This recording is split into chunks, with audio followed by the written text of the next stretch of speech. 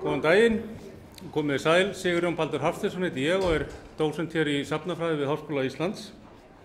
Ég bjóð okkur velkomin á þetta málþing torfhús sem menningararfur og haldið á vegum rannsóknarseturs í safnafræðum hér við Háskólann. En hér á eftir munum við ræða það sem þýski heimspekingurinn Ernst Bloch kallaði heita strauma í mannkynssögunni sem snýr að vonum mannsins, hugmyndum hans staðlausur, frelsi, efndir og stórfengleika. Kaldir straumar voru fyrir Bloch hins vegar efnahagslegar mælistikur sem smætta hamingju og vonum mannsins í gjaldmiðla og vörur. Fundarstjóri Hannes Lárusson, myndlistarmaður og forsvarsmaður íslenska bæjarins í Austur-Meðalholtum og ég gef honum hér með orðið. Gjörðu svo vel.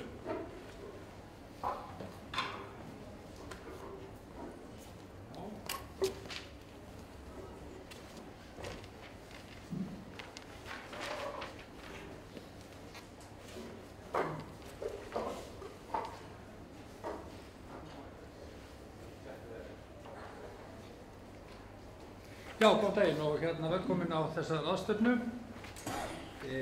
Já, ég sem fundarstjóri hér, Hannes Lárusson heiti ég og eins og Sigurjón sagði að þá hef ég komið að torfbæjarmálum aðeins og það ég held að vera aðalskilyrði þegar að leita fundarstjóra að finna eitthvað sem yngri en 60 og væri alveg upp eða fæddur í torfbæjarmál og ekki mörgur til að dreifa þar, þannig að ég held að það hafi verið aðalforsenda fyrir því að ég var beðinn að vera fundarstjóri að ég svona eins konar fulltrúi frumbyggjana í þessum efnum og ég held að megi eiginlega draga línuna þar að þeir sem eru fæddir í torfbæ eru frumbyggjar en hinir ekki. Og ég er sennilega ekki svo eini sem fæddur í torfbæ sem hér en ég með þeim fáu. En það breytir því ekki að þessi arfur var lifandi arfur. Þarf ekki að fara nema aftur 100 ár til að komast að því að þá meirihluti þjóðinni sem býr í torfbæjum og til að setja þetta í tölulegt samhengi að þá fyrir það bil 100 árum síðan að þá getum við talað að það gæti verið milli 80 og 120.000 sjálfstæðar torfbyggingar á landinu. Í dag gæti það verið 100. Þannig að útrýming þessa arfs hefur verið nær algjör og hér með fyrir framan mig að það var haldin byggingamálaráðstefna 1944 það sem gerð úttekt á húsakosti Íslendinga og þá ennþá á þeim tíma að þá samkvæmt niðurstöðum þar, þetta var nú við beygðum nú á hagtölum þá, að þá ennþá þá 1940 það bil 3000 torfbæjur uppi standandi.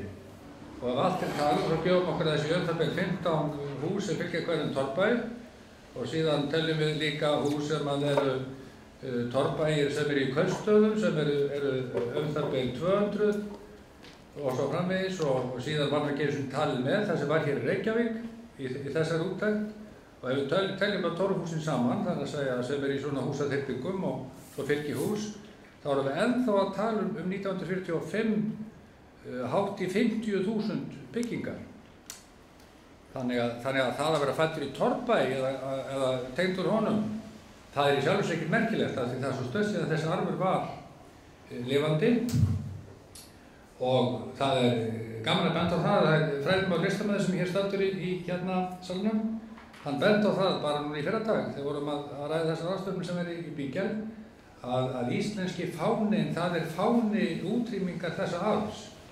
Hann dreginn á hún 1944 og þá búið að dæma þennan arf allan til niðurrifs og hér samkvæmt skýrslunni 1944 að þá voru bara 5 torfbæjir taldir íbúðarhæfir og í 3 flokkum lentu bara 5 í fyrsta flokki nánast öll önnur hús af þessum 3000 lentu í niðurrifsflokknum og þetta gekk eftir, það var unnið eftir þessu plani. En fáni íslenska bæjarins, það bláhvíti fáninn. Það þá sem að íslenski torfbærinn hann blómstrar og hann lifir sér smáma skeið milli 1890 gróðdrátt og 1920 og þá getum við loksins verið að tala byggingararf sem stendur traustum fótum bæði í fagurfræðilegum og verktæknilegum skilningi. En en ég myndi nú halda að báðir þeir þættir, hinn verktæknilegi og fagurfræðilegi skilningur á þessum arfi hafi verið svona útundan í greiningu á honum. Og ég vona þessum í dag að menn taki nú á þeim tveim þáttum, minnst okkar fagurfræðinni og verktækninni einhverju leyti og enda hér einmana liðsinu hér á mælitarskrá og það sem komið að málum frá kannski mörgulítið frá öðrum sjónarmiðum hefur verið gert áður það vonum við og ég vona að fólk sé óhrætt að hafa þá skoðanir og meiningar þennan örlög hans og framtíðar möguleika. En fyrirkomulega ráðstöfuninni verður þannig að það er hver frumælandi, hver fyrirlesari hefur það bil 20 mínútur til að bráða, en síðan væri viðeigandi að það væri það bil 1 til 2 stuttar spurningar úr sal til að skýra svona einstök efni svona sem hægt að skýra með stuttum svörum, en síðan verða fyrirspurnir og umræður eftir málþingið. Og að því sögðu að þá býð ég Ólaf Rastrik hér í púlt og hann með erindi sem heitir, það er aldrei langt, það er að úrrættu drasli og torfarleið þjóðar. Það þekki nokkuð verið hendur. Gjörðu svo vel.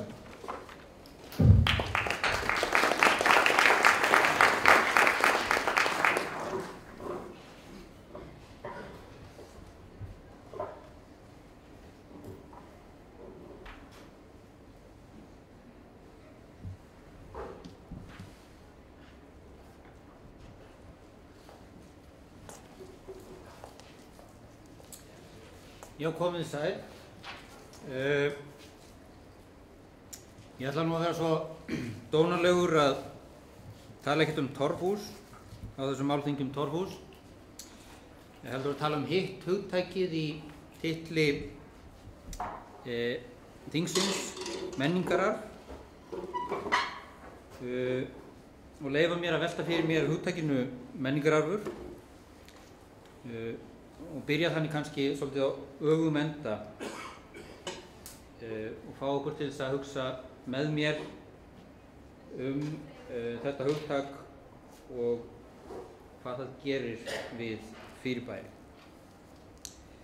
Titill erindisins vísar í tvenns konar afstöðu til þess gamla, eða grundvallar aðgreiningar sem við gerum á milli þess sem við teljum fánýtt eða ónýtt og viljum losa okkur við, og þess sem að vissuleyti skilgreinir okkur sem samfélag, skilgreinir hver við erum og hvaðan komum. Arfleiðin er á einhvern hátt efnislegur eða óefnislegur vitnisburður okkar innsta kjarna sem samfélag og þjóð, og sem slík er arfleiðin okkur helg í okkar veraldlega samhengi. Menningararfshugsuninni má þannig líkja við trúarbrögð eins og landfræðingurinn David Lowenthal gerði fyrir 2 áratugum. Samkvæmt minni tilfinningu þá eru handritin okkar, eða voru til skamms tíma minnsta kosti, það sem okkur datt helst í hug þegar við hugsuðum hugtakið menningararf. Jón G. Friðjónsson, prófessor hér við skólann, komst þannig á orði fyrir áratug þegar hann skrifaði handritin í Morgunblaðið: miðaldabókmenntir okkar verða ekki metnar til fjár, enda telja margir íslenskan menningararf það dýrmætasta sem við eigum. Hann gerði sem sagt algjört samansemmerki á milli handritanna og íslensk menningararfs. Og það sama gerði kannski Tómas Ingi Olrich í frægri skýrslu sem að gjarnan er kennd við hann menningartengda ferðaþjónustu frá árinu 2001. En þar voru handritin eða miðaldabókmenntirnar í öndvegi og lítið getið torfhús, til dæmis. Merkingarheimur þessa hugtaks menningararfur hefur hins vegar þanist út á liðnum árum, bæði hér á landi og alþjóðlega, eins og þjóðfræðingurinn Valdimar Hafstein hefur ítrekað bent á.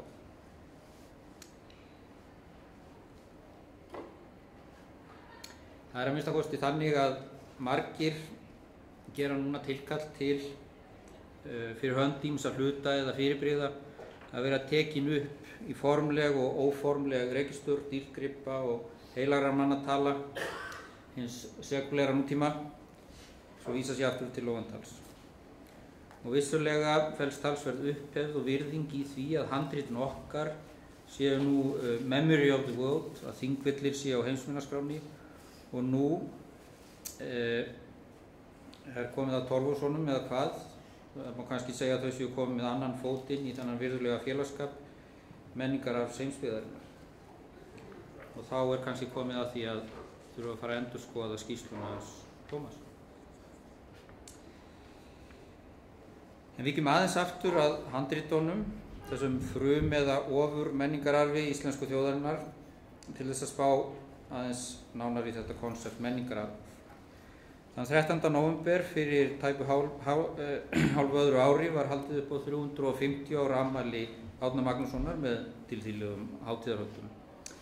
Daginn eftir var rætt við Pétur Gunnarsson, rithöfund í þættinum Víðsjá á Rás 1, hvar hann lýsir meðal annars því þegar safni Árna var komið í skjól þegar Kaupmannahöfn stóð í ljósum lögum haustið 1728. Mér langar að taka mér það bestaleyfi núna að spila fyrir ykkur stutt brot úr þættinum vegna þess að ég held að Pétur, með því að segja þessa sögu og áhugaverðan hátt, sé að benda okkur á mikilvægan þátt í því hvernig við í samtímanum skiljum menningararf almennt. Ekki bara hvert verkefni okkar er gagnvart handritunum, heldur dregur frásögnin fram mikilvægan þátt í því hvernig samtíminn skilur og skynjar menningararf. Og það er aðstæður sem við höfum komið okkur í við úrvinnslu okkar á menjum fortíðar. Nú er að sjá hvort að þetta virkar.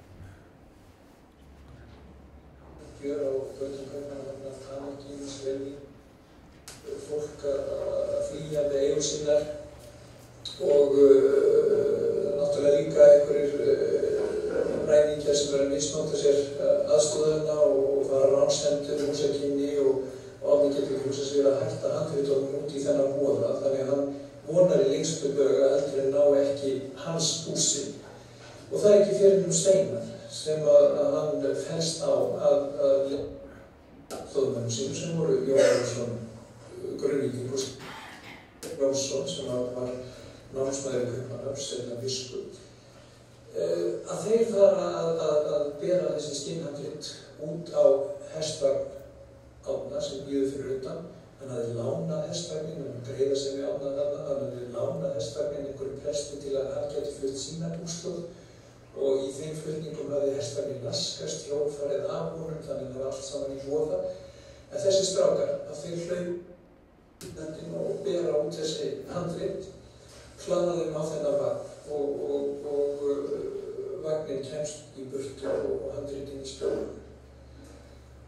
Og mér fannst það svo stórkostlega líking hjá henni Guðrúnu Nordal í erindi sem hún flutti á hátíðarsamkomunni í Þjóðleikhúsinu, þar sem hún víkur að þessari mynd og víkur að þessum aðstæðum og líkur sínu máli á þá veru að vagnin bíði enn fyrir utan. Og í raun og veru erum við alltaf í sporum þessara þriggja stráka sem eru að bjarga þessum menningararfi í örugga höfn og það er náttúrulega bara eilíft verkefni og það er verkefni að þýða þennan feng og koma honum á framfæri til nýrra kynslóða á því máli sem að hver kynslóð.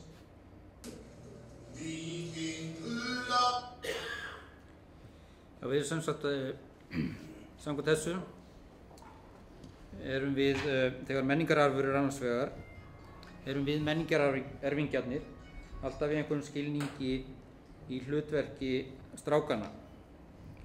Við erum alltaf í hlutverki Grunnarvíkur Jóns. og Finns og Árna.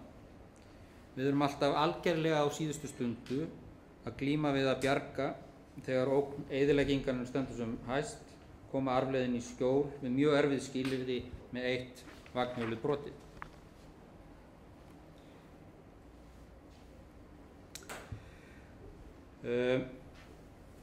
Það er þessi hugmynd raunverulega ímynduð aðsteðandi ógn sem rammar inn hugsun okkar menningararf. Við erum alltaf á 11. stundu þegar menningararfurinn annars vegar, segir sænski þjóðfræðingurinn Barbara Klein og heldur áfram: sú tilhugsun að dómstagur stígi í nánd og því verða að bjarga menningunni frá glötun er innbyggð í hugmyndina menningararf. Og hún er ekki bara innbyggð í hugmyndina, heldur mætti segja að hún sé drifkraftur hvers konar aðgreiningar á fyrirbærum sem annars vegar menningararf og hins vegar ekki menningararf. Og það er fyrst þegar spekulantar vilja fara að reisa hótel við Ingólfstorg að gengi menningarauðs í NASA þýtur upp á við og skáld og fræðimenn og popparar fylgja liði varðveisluna. Og það er fyrst þegar áform hótel ógnuðu þessari litlu fallegu byggingu við Laugaveg 6 að okkur er bent á að hún gæti litið út svona, og það er fyrst þá þegar einhverjum datt yfirleitt í hug að þessi bygging væri 100 milljóna virði. Það er einhver tímapunktur sem í tilviki þessara byggingar er hægt að staðsetja nokkur nákvæmlega í 2. eða 3. viku janúar árið 2008, sem að alls konar fólk uppgötvaði að þarna var eitthvað sem við getum kallað menningarverðmæti, jafnvel menningararf. Og húsið fór úr rustflokki í A-flokk, úr því að vera úrelt ljótt drasl í að vera arfleið þjóðar, þótt kannski með að segja að þetta tiltekna hús hafi ekki stoppað ekki lengi í A-flokki. Samskonar samfélagsleg uppgötvun átti sér nokkrum mánuðum fyrr, í apríl 2007 á horni Lækjargötu og Austurstrætis. Nema þá stafaði ógnin ekki af athafnamönnum, heldur eins og í Kaupmannahafn árið af eldi. Sérfræðingar voru spurðir í beinni útsendingu sjónvarps hvort að við, þar að segja íslenska þjóðin, værum að verða vitni að eyðileggingu ómetanlegs menningararfs eins og það var orðað af fréttamann. Og þarna uppi á spjaldinu sjáum við borgarstjóran á þeim tíma, Vilhjálm Þ.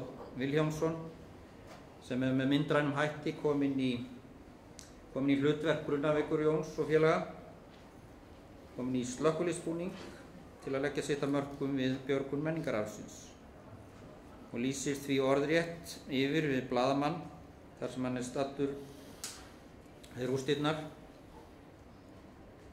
við munum reisa húsin aftur í upprunalegri mynd, það er ekki neitt annað að ræða, við verðum að byrja strax á uppbyggingarstarfinu. Og svo eins og hann neyti að horfast í augu með orðin hlut: þessi hús munu standa hér áfram. Svo sérkennilegt sem það nú er, þá er það kannski eyðileggingin, yfirvofandi jafnvel afstæðin, eins og í þessu tilviki, sem virkjar menningararfinn, sem gerir það að verkum að við uppgötum hluti, fyrirbrigði og siði sem menningararf.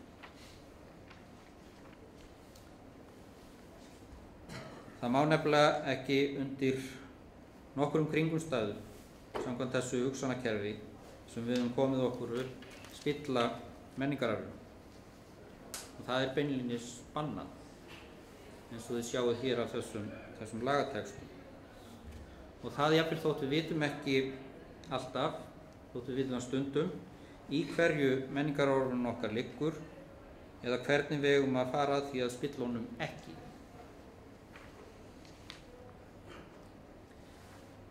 Við munum reisa húsin aftur, sagði borgarstjórinn í rústofum Haraldarbúðar, í upprunalegri mynd, og tilgangur laga menningarminjar er að tryggja að íslensku menningararfi verði skilað óspilltum til komandi kynslóðar. Óttinn við spillinguna, eyðilegginguna, tímans tönn og svo framvegis kallar á það að við varðveitum menningararfinn í sinni tærustu mynd. því minni anakrónismi sem við varðveisluna eða endurgerðina, því betur þykir menningararfs sérfræðingunum í okkur hafa tiltekist. Því meiri miðalda þakpappi innan gæsalappa, því glataðra. Þótt minjavarslan neyðist af praktískum ástæðum alla jafna til að gera alls konar málamiðlanir. Það samt þessi hugsun, það sem að Valdimar Hafstein kallar sjónarhorn minjavarðarins, sem stýrir vali og ákvörðunum hvað er mikilvægt og merkilegt þegar kemur að menningararfi. Þátt fyrir alla þá ágjöf sem að hugmyndin hið upprunalega hefur fengið í fræðunum, ræður hugmyndin hið upprunalega því að þetta hús fékk að standa og líka því að nokkuð yngri viðbygging í öðrum stíl sem hafði þó staðið við hlið hinnar fyrri í tæp 90 ár var látin fjúka. Önnur byggingin lendir tímabundið, skulum við segja, í flokk menningararfs og skilgreinist þá leið að því sem er ekki menningararfur og er fjarlægt sem úrelt drasl. Í hvaða flokk hvor þessara bygginga við Laugaveg 6 lentu var vissulega tilviljunum háð, en sýnir eftir sem áður hvernig ákvarðanir sem þessar eru byggðar á tiltekinni hugsun, hugmyndafræði eða sýn á gildi hlutana. Aðgreiningu á því sem hefur gildi og því sem hefur óverulegt eða jafnvel ekkert gildi, eða jafnvel neikvætt gildi sem spillt form, eins og ég held að þetta hús sé kannski dæmi. Ég held að þetta hafi verið eigi við ákvarðanatöku til dæmis þetta hús sem er tekin af líklega stjórnmálamönnum sem hafðu komið sér upp ítaleskri hugmynd 19. aldar götumynd Reykjavíkur, en ég held að þetta eigi líka við sérfræðinga minjavörslunar sem vilja vinna kerfisbundið eftir viðteknum matsreglum, svo sem byggingalistrænt eða menningarsögulegt gildi, upprunaleika, umhverfisgildi eða tæknilegt ástand.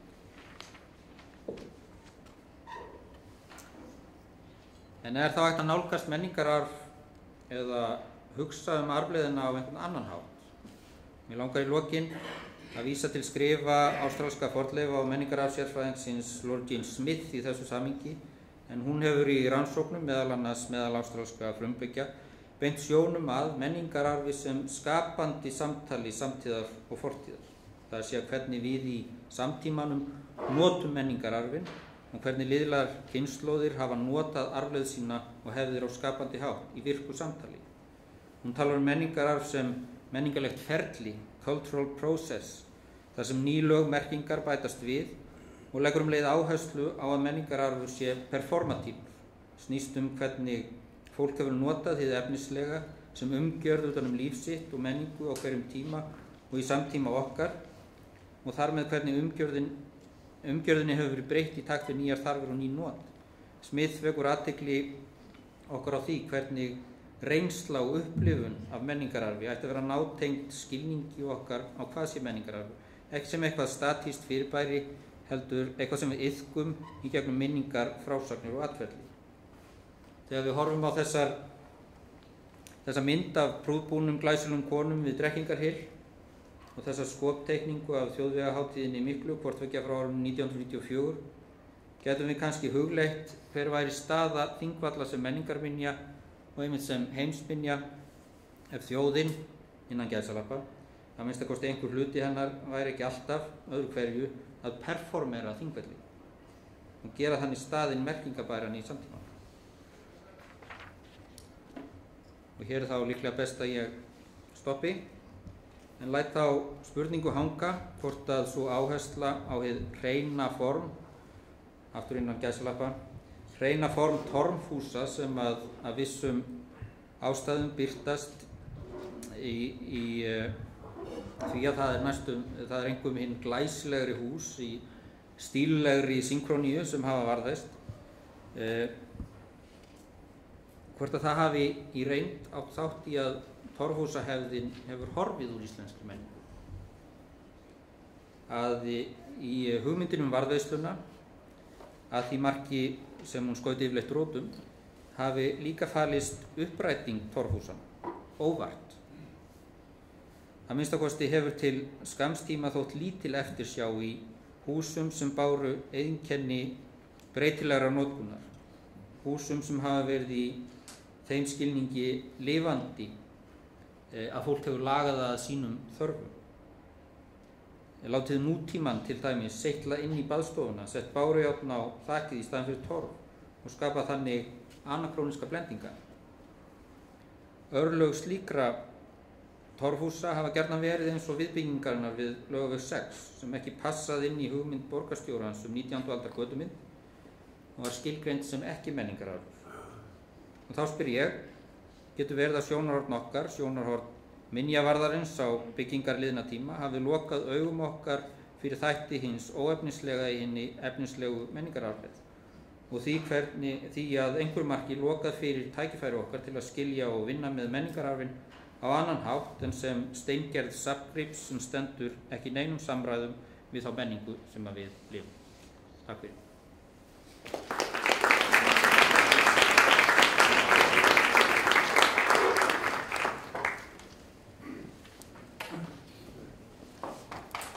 Já, ég þakka Ólafi fyrir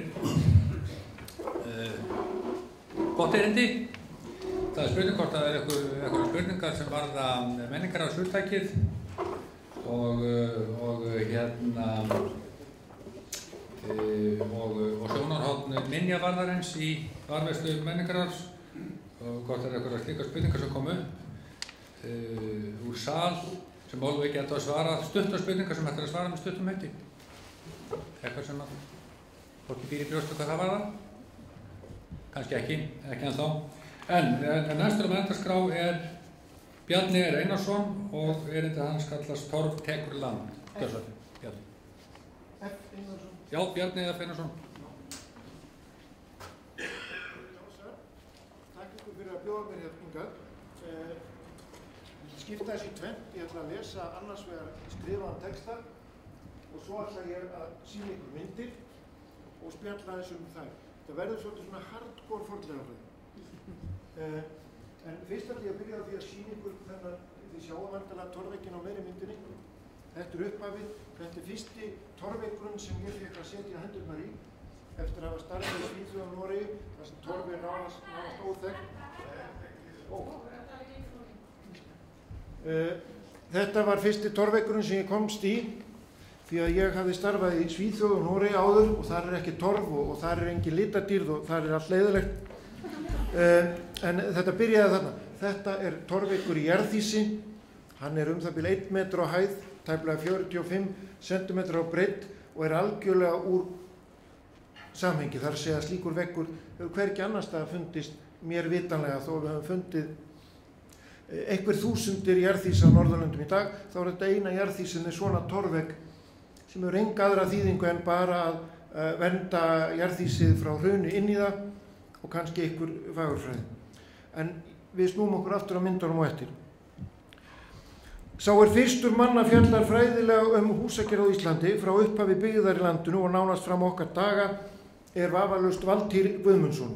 En doktorsritgerð hans, Privatboligen på Ísland í Sagatiden, kom út í Kaupmannahöfn árið 1889. Valtýr nýti sér nær einvörðungu ritaðar heimildir í verki sínu, enda ekkert bæjarhús full rannsakað á Íslandi á þeim tíma og ekki var heldur auðugan garða gresi annar staðar á Norðurlöndum.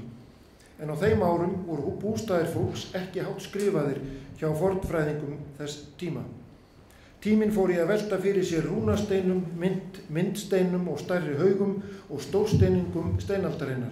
En áttu flestar þessar minjar það sameiginlegt að á þær voru páraðar rúnir eða misframandi bókstafir. Hið ritaða mál var með öðrum orðum óbeint stýrandi í rannsóknum á hinu liðna og þegar það kom fyrir á einstökum gripum og á fornleifum vakti það áhuga fræðimanna. Þessa tilhneigingu má til dæmis sjá í fyrstu friðlýsingu Íslands árið 1817 þegar 10 fornleifar voru friðlýstar á Íslandi af Kommissionen for Oldsagers Opbevaring. En það voru 7 rúnasteinar Borgarvirki, Dómhringur á Þórsnesi og Snorralaug. Í bók Valdís meðal annars farið yfir þróun húsa, gerð þeirra og einstök hús nefnd til sögunar. Heimildir Valdís voru Íslendingasögur, Sturlunga, biskupasögur og aðrar ritaðar heimildir. Nær umfjöllunin að hluta til annarra Norðurlanda. Sérstakir kaflar þakið, glugga og útihús en engin kafli veggi eða gerð þeirra. Hann ræðir þó efni við veggjana og segir: På Ísland uppförtes veggene dels af jord eller grønnsvær alene, dels af utilhugne kampsten imellem hvilke man í stedet for kalk lagði jord eller grønnsvær. Þið afsækið dönsku. Hugtakið skálalaga í merkingunni aflangt hús með útsveigðum langhliðum var óþekkt hjá Valtý og þau hús sem dregin voru upp í bók hans hafa öll þráðbeinar línur og ekkert þeirra tilheyrir allra fyrstu tíð hér á landi. Slíkt hús var reyndar ekki grafið til fulls fyrr en Þorsteinn Erlingsson skáld gróf á Eiríksstöðum og Erpsstöðum í Dölum árið 1895. Að tilstuðlan og beiðni Valdís sjálfs. Þorsteinn gerði eins og lærimeistarinn, dró þráðbeinar útlínur húsanna, þó seinni tíma rannsóknir á Eiríksstöðum sýni bognar útlínur langveikja. Nú ætla... Þarna sjáum við hvað ég á við. Þráðbeinar línur, tvöfaldur skáli á sumu myndana en eftir rannsóknir Guðmundar Ólafssonar þá leit bærinn út svona. Dæmi gerður skáli með útsveigðum hliðum, þar sem allavega annari, hinn undarlega bein. Ýmsar brotalamir eru í niðurstöðum Valdís, einfaldlega vegna þess að til hliðsjónar voru ekki rannsóknir á húsum fyrir alda og sagnahyggjan alráðandi á meðal fræðimanna. Svipaða sögu mætti segja hugmyndir okkar torfið. Þær hugmyndir sem uppi eru í dag eru í meginatriðum hugmyndir manna á 18. og 19. öld og húsakynni eða rústir frá þeim tíma eru fyrirmyndirnar. Við höfum síðan dregið samansemmerki á milli þeirra og húsakynna á landnámsöld og talið að allt hafi þetta verið eins í aldanna rás. Rannsóknir á veggjum frá fyrstu öldum byggðar í landinu hafa ekki legið til grundvallar, heldur hafa veggir frá þessum tíma verið speglaðir í hugmyndafræði nútímans, til dæmis sagnahyggjunni, sem þýðir að engin munur var á húsum frá 18. og 19. öld hvað vegggerðir varðar og húsum frumbýlingana. Sama hleðslutækni og sömu torfgerðir niðurstaðan. Þessi skoðun hefur ýtt allt fram á þennan dag.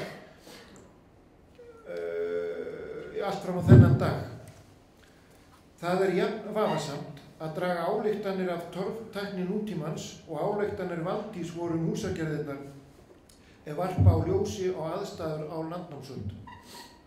Til að komast að hinu sanna þarf að rannsaka veggina sérstaklega og það aðeins gert með því að líta á þá sem mannvistarlög og grafa sig kerfisbundið í gegnum þá í plani.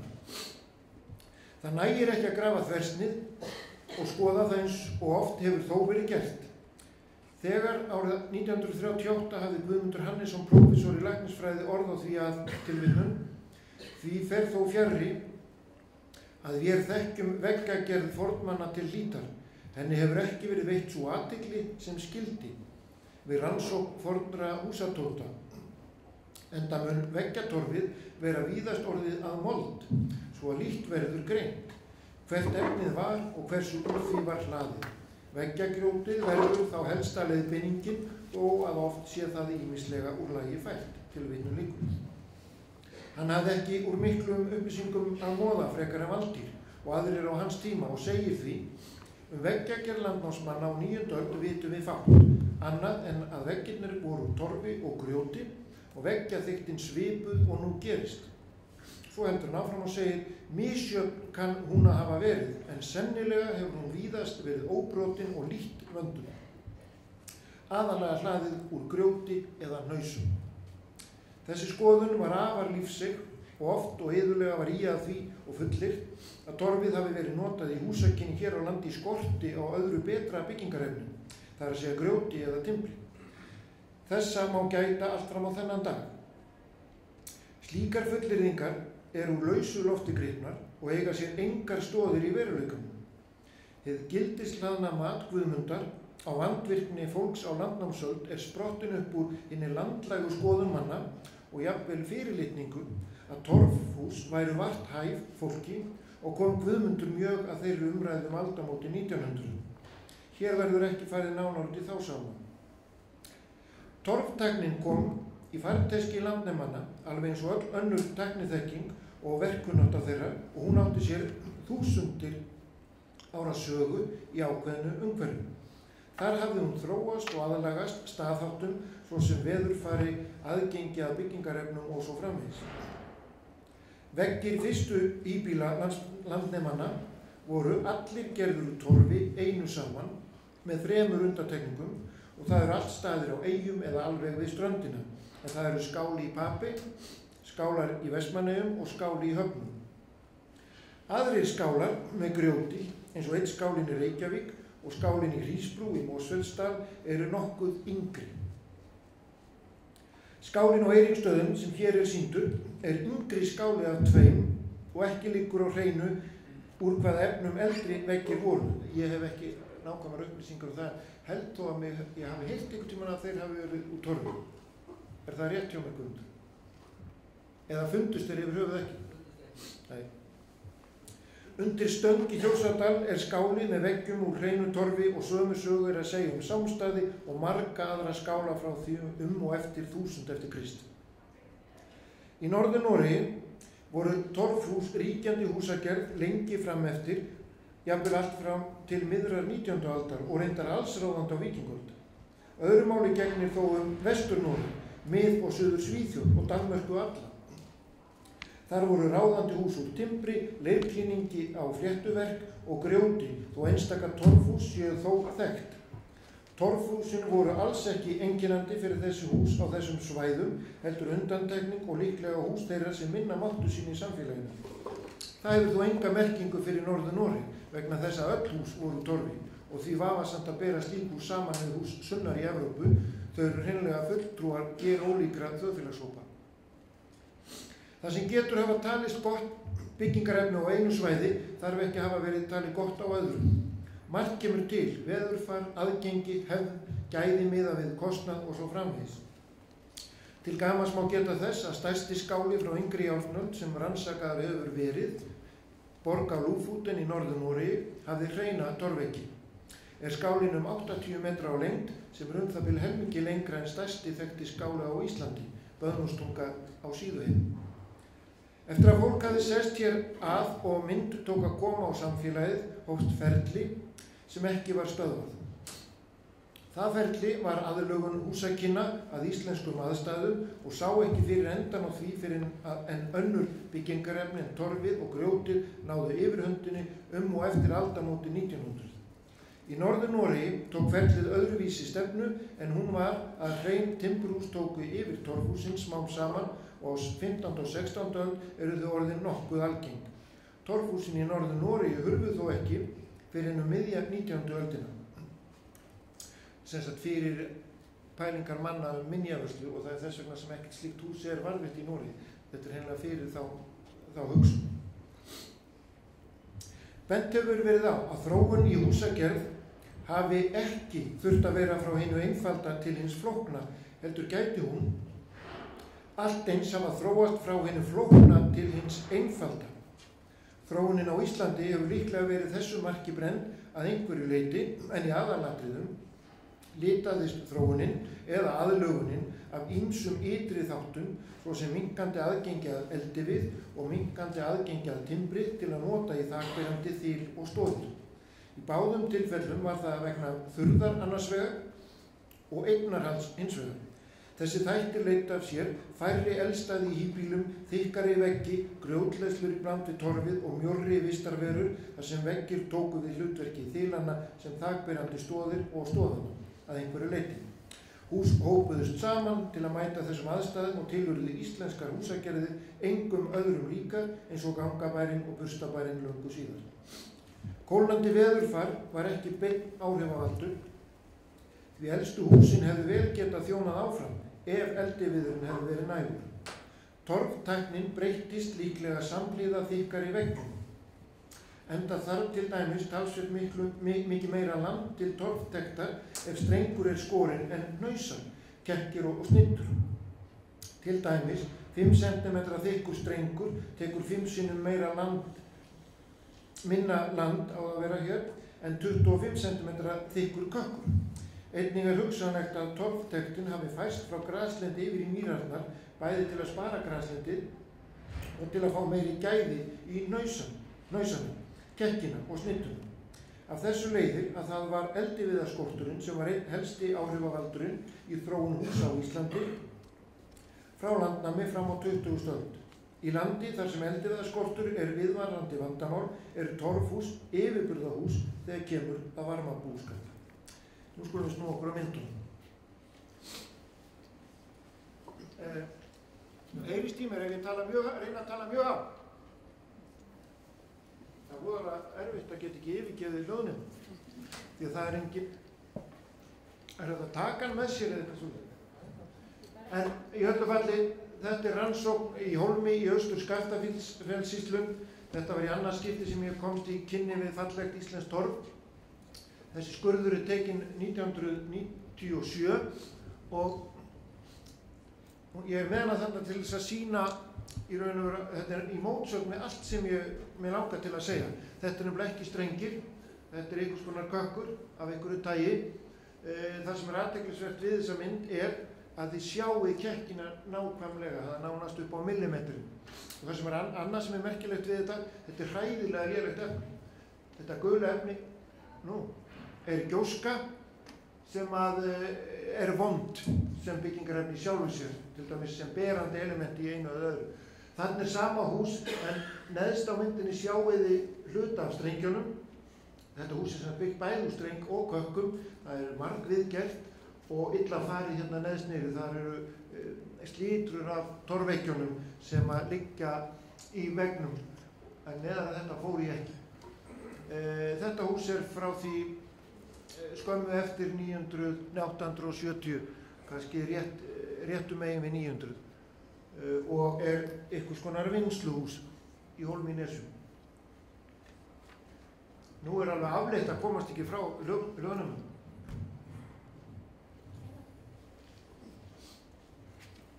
Þetta allt saman sama húsið.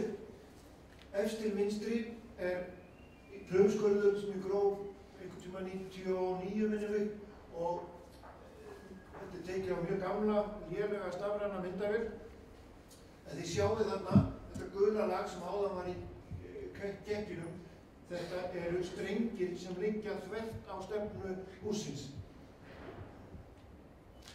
Þið sjáið á eitthvað hérna annars slagið. Þetta sem sagt þvert á stefnu hússins. Svo sami skurður grafinn aftur mörgum árum seinna og enn kemur þetta mjög vel í ljós. Þetta sjálft húsið sem viðbygging við skála sem sést lengra frá. En það var ekki meira en þetta eftir af skálanum. Svona tæpir 10 cm hár vegg sem nokkuð gott. Svo verð ég bara að fara að myndinni hérna. Þetta tekið svona rétt í þann mund sem veggurinn að hverfa. Þá sjáið þið strengina hérna, það strengin og þetta í lengdarásinn hérna. Og það sem athyglisvert við þetta eru þessi strengir hérna, 1 og 2. Þeir mynda ytri línu hússins. Þannig að þeir segja okkur það að þegar menn eru að byrja byggingu hússins, þá stungið fyrir því og lagður svona strengir í ytri línu hússins. Og þar með búið að marka húsið og allt fylgir því svo þaðan í frá. Og þá eru þessi strengir hafðir aðeins styttri. Þeir eru cirka 25-30 cm breiðir þessi strengir.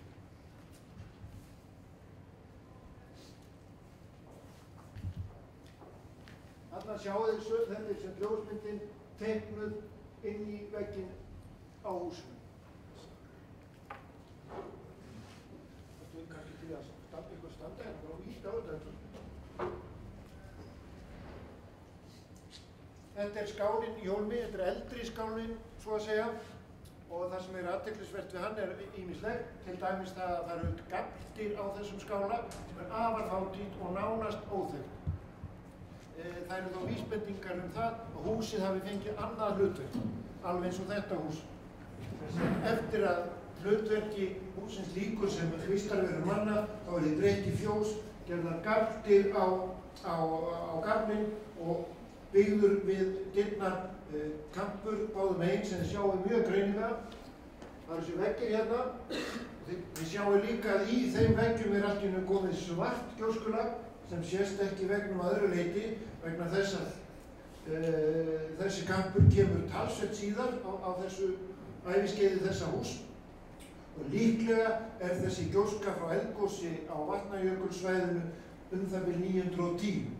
sem segir okkur að skálinn þá eldri en 910 og jafnvel talsvert eldri og svo hann endurbyggður eftir þetta gos og þá gjóskuna að finna í kampinum.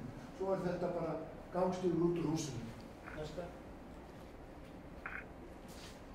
Þarna sem sagt svarta gjóskan sem ég var að segja ykkur frá áðan, sem ekki í næsta, sem í sjálfum veggnum, sem þið sjáið þarna.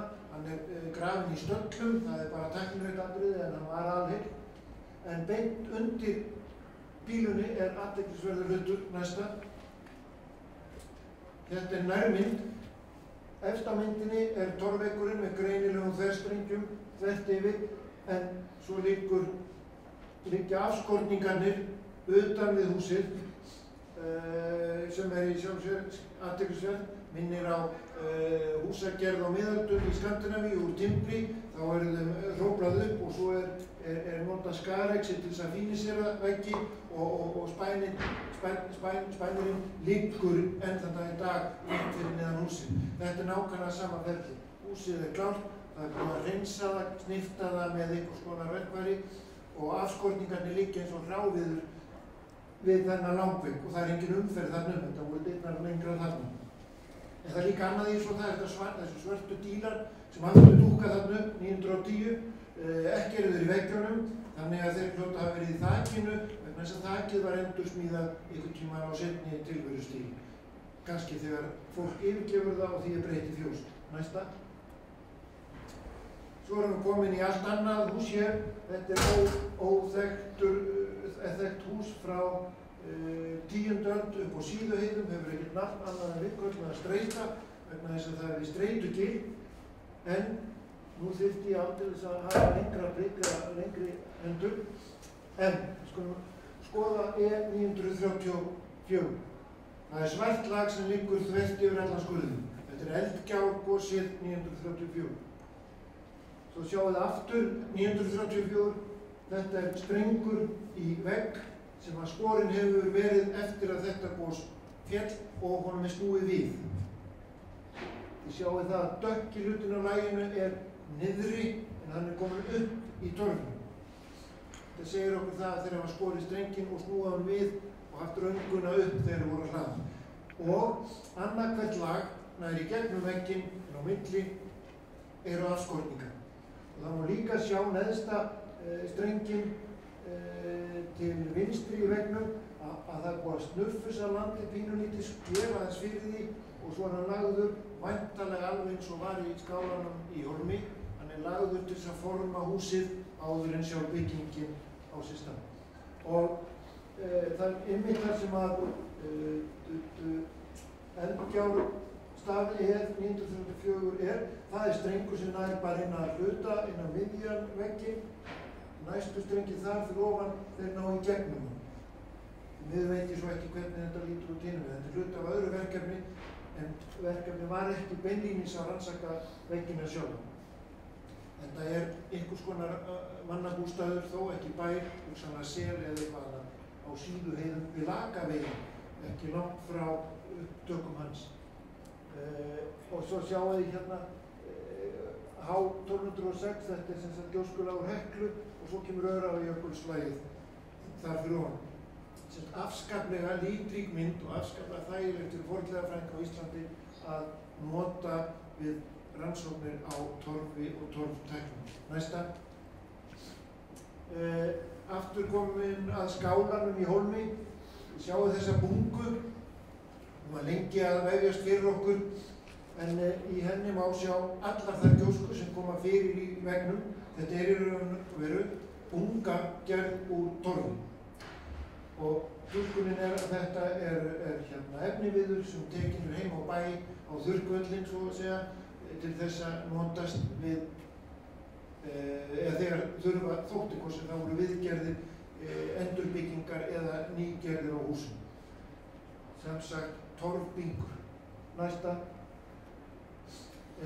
Þetta hús við bakka Þjórsár og aldurinn það bil, þetta 11. öld, og ef þið horfið grannt þá sjáið þið gráleitar ræmur í gegnum vegginn. Þetta sem sagt hluti af streng, hluti af honum mjög gjóskuskotinn og farin að blása skömmu eftir uppbrotinu. Þetta allt saman gert úr þverstreng sem í stórum dráttum alveg eins og þverstrengurinn sem á fyrstu myndunum frá Hólmi.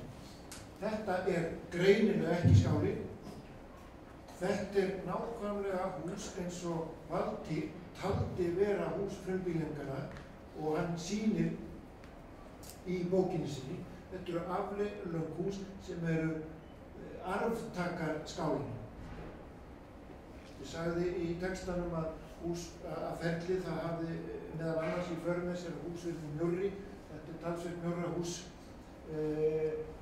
Íbúðar húsnæðir í miðjunni eða mannavistarverurnar og svo fjós í hinum endanum og þetta búr sem hérna meina. Næsta.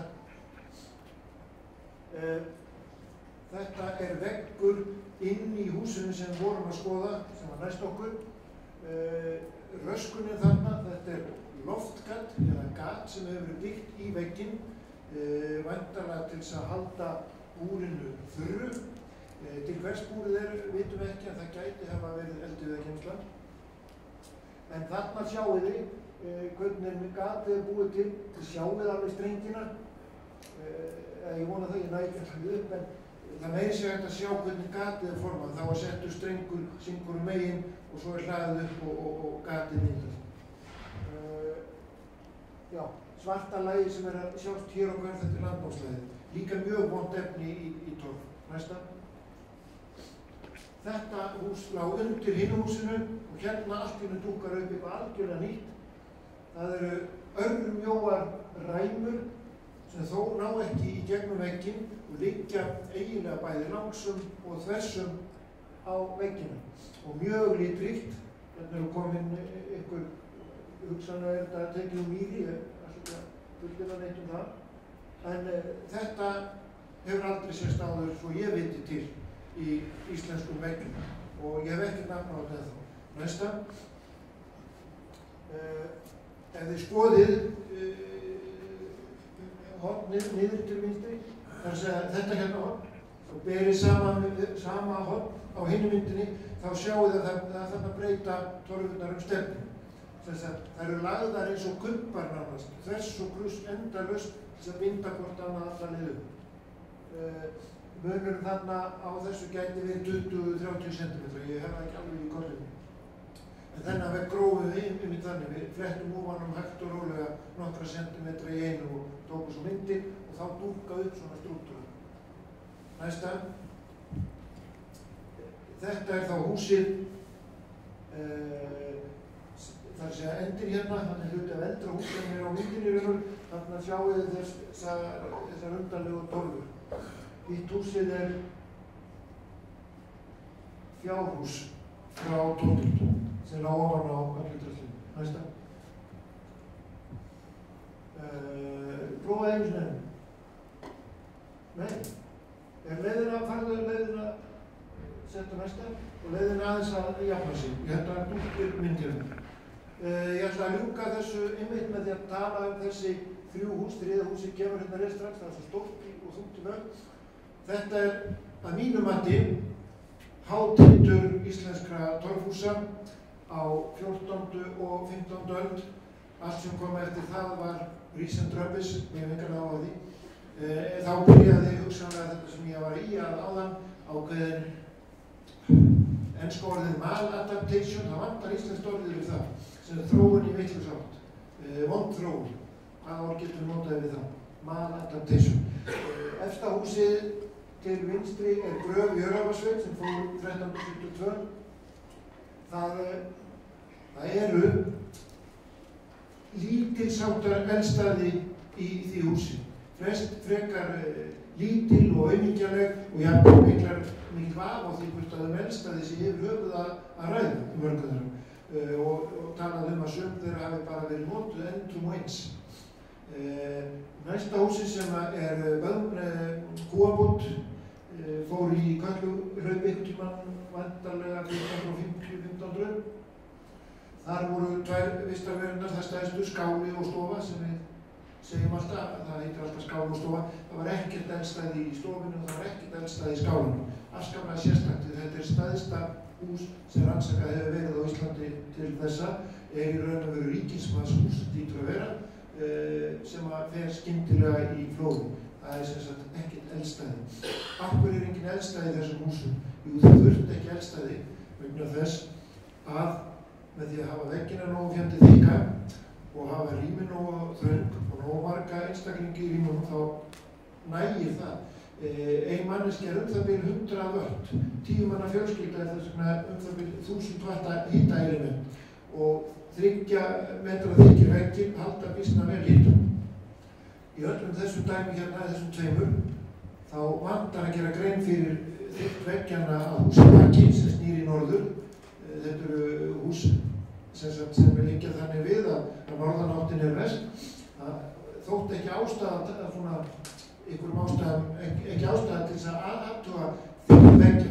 En myndir sem átt að koma hérna núna, bæ sem fór í eyði í sama gósi og gröf, var með 4 metra þykkum veggjum mót því átt sem vest var, sem var í því tilfelli austuráttin.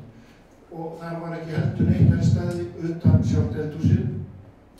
Það er líka reyndar á þessum bæ, það er eldhús, þar sem matur var framreiddur, en öðru leyti engin eldstæði. Ég held að sé ekki að koma þessi mynd. Við höfum búið skoðana í bókina Sjörleifs. Takk fyrir mig.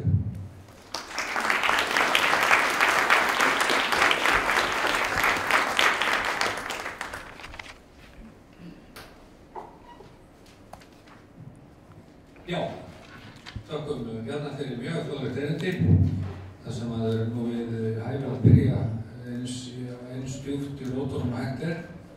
Það ráðast margar spurningar sem vakna þarna og ég hef nú nokkrar sjálfur til að geyma það samt. En einu vil ég mótmæla strax. Gat verið. Ég er alveg ósammála því að Torfhúsgarðurinn honum hafi byrjað að regna snemma, þvert á móti að þá prófaðist hann áfram. Það tekur upp til 20-25 kynslóðir fyrir eitthvað að verða verulega fáað og fallegt og velgert og það tókst ekki einstaklega torfnaði fyrir 20. aldar. Þannig ég er nú ósammála þess áleittum. En við skulum ekki ræða það. Við þurfum aðra ráðstefnu í þetta. En það verður hvernig við líta á hlutina, hvað það er sem mann vilja telja til framfara og mótfara. En já, tíminn er naumur, ef það eru spurningar til Bjarna stöttar, þá er hann hér uppi. Já, gjörðu svo vel. Já. Þú ert að hátt. Já.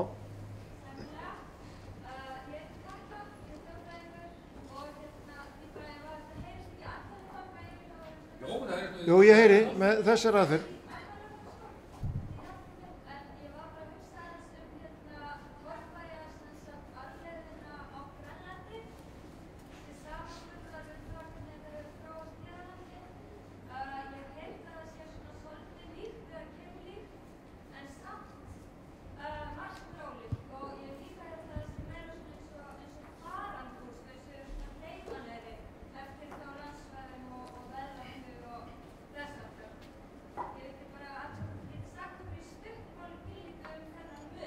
Já, það er náttúrulega að þetta voru Íslendingar sem fluttu þarna yfir með sinn íslenska byggingararf en húsagerðin tók aðra stefnu þar en á Íslandi. Við köllum það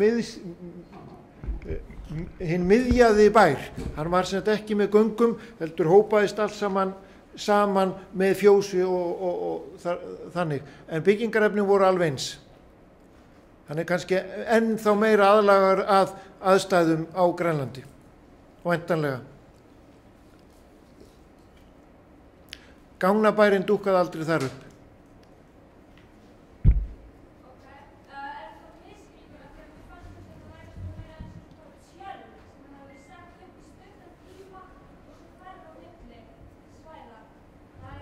Nú veit ég bara ekki hvað þetta tala.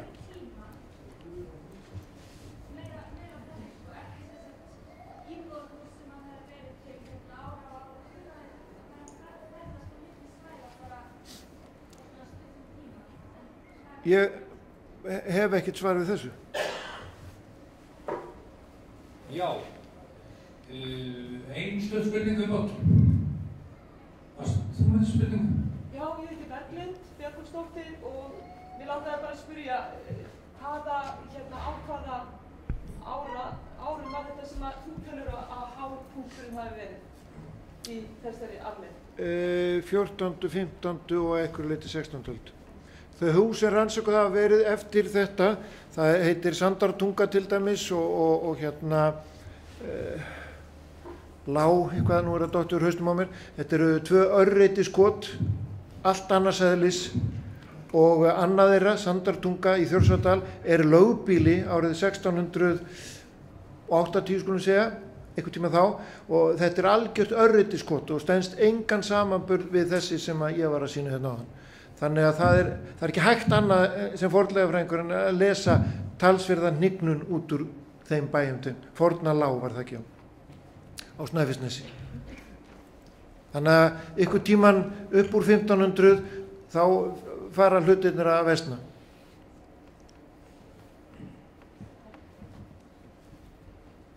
Takk að þið fyrir. Takk. Þróun hlutirnir er umvikla, bara þess að benda á það. Þannig að gema því, þróun hlutirnir er yfirleitt ekki þannig að þessi línan sé svona upp á við, þetta fer ekki hérna svona og upp aftur.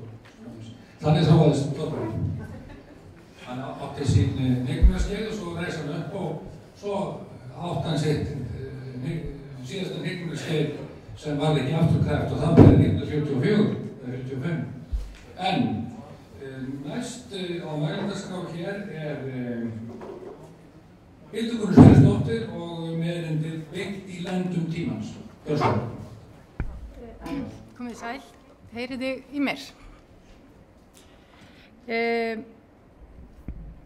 Ég sem sagt aðjunkt í arkitektur við Listaháskóla Íslands og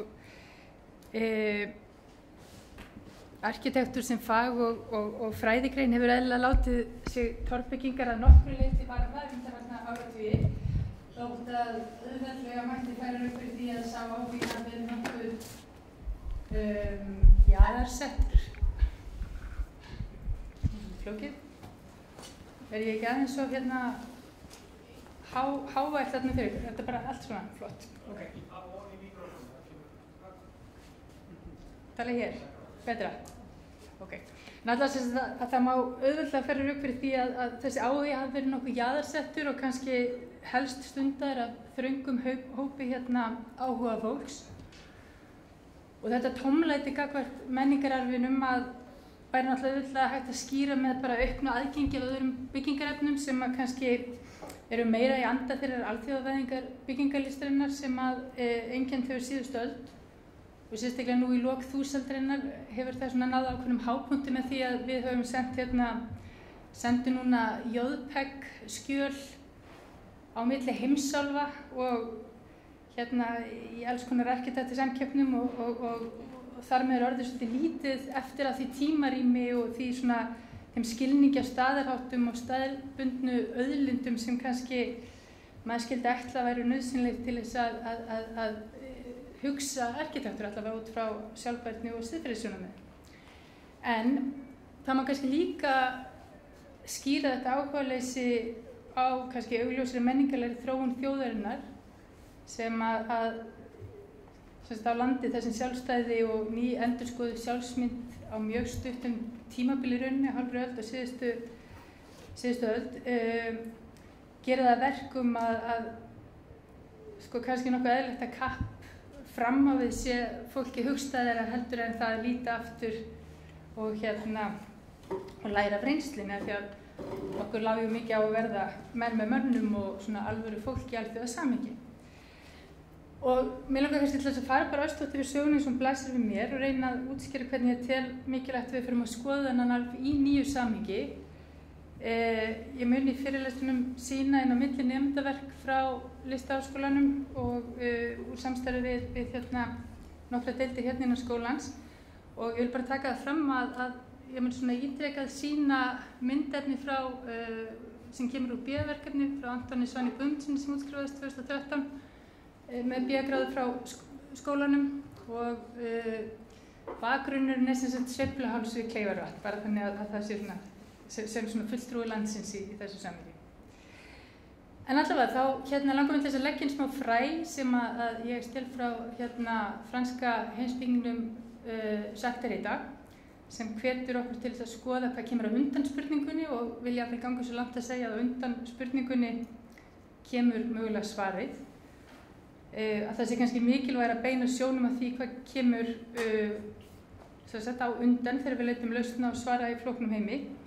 Arkitektur vísar til alls manngers umhverfis. Arkitektur eru ekki bara byggðar byggingar, heldur allavega frá mínum bæjardyrum líka huglægir strúktúrar, samningar, samkomulag, loforð og þar með auðvitað arfur. Tungumál fyrir mér eru byggingar, lög eru byggingar, og byggingarnir allt í kring endurspegla lög og tungumál þess samfélags sem þau standa í og standa fyrir. Og að einhverju leyti held ég kannski að viðfangsefni nútíma arkitektsins sé mögulega ekki svo mikið rými eins og tími kannski á þessari skrýtnu öld fjórðunnar sem við erum að sigla inn í.